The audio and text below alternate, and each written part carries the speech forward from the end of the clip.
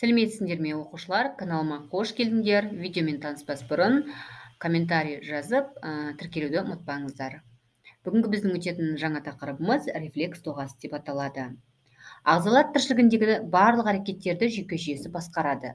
Оны рефлекстік реттелу дейміз. Организм әртүрлі тітіркендіргіштерге үнемі жауап қайтарады.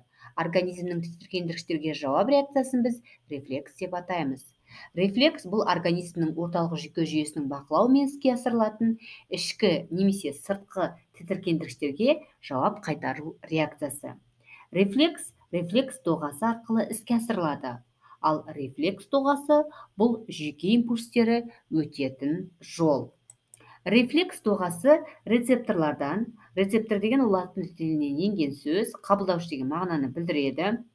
Импульсті орталық жүйке жүйесіне өткізетін сезімтал жүйке талшықтарынан, тітіркенуді қабылдайтын жүйке ұштарынан, түскен ақпаратты талданатын орталық жүйке жүйесінің бөлігінен, синапс, яғни ол нейронның бұлшық талшықтарының түйіскен жерін айтамыз, арқылы жұмыс мүшесіне импульсті беретін қозғалтқыш жүйке талшықтарынан тұрады.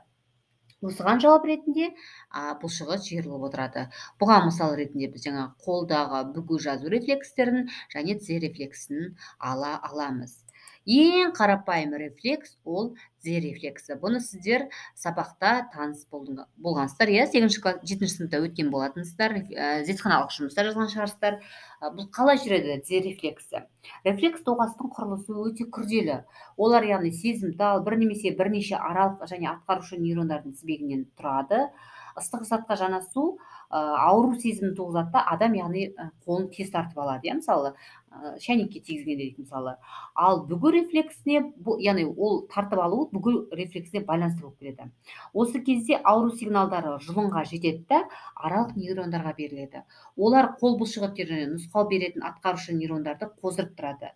Бұлшығы жиырылады, адам қолын бірден бүгіп алады. Рефлекс доғасының бір бөлігі орталық жүйке жүйесінің белгілі бөлігінде орналасады. Ол аралық және атқарушы нейрондардан тұрады. Бұл осы рефлекстің жүйке орталығы болып табылады. Басқаша айтатын болсақ, жүйке орталығы белгілі бір рефлекс әрекетін орындауға, яғни қандай да бір мүшенің немесе мүшелер жүйесінің әрекетін басқаруға арналған нейрондардың бірігуі болып табылады.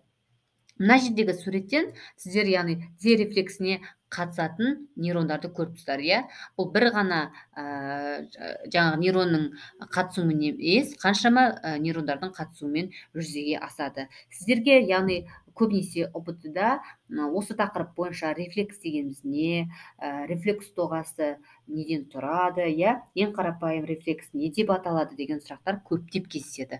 Осы ең басты ақпараттарды естеріңізде жадыларыңызда сақтап жазып алыңыздар. Тыңдағандарыңызға рахмет. Сұрақтарыңыз болса комментарийге жаза кетіңіздер. Келесі біздің өтетін тақырыбымыз ол мінез-құлықтың рефлекстік сипаты, шартты және шартсыз рефлекстер туралы сіздерге ақпарат беремін. Менімен бірге болыңыздар.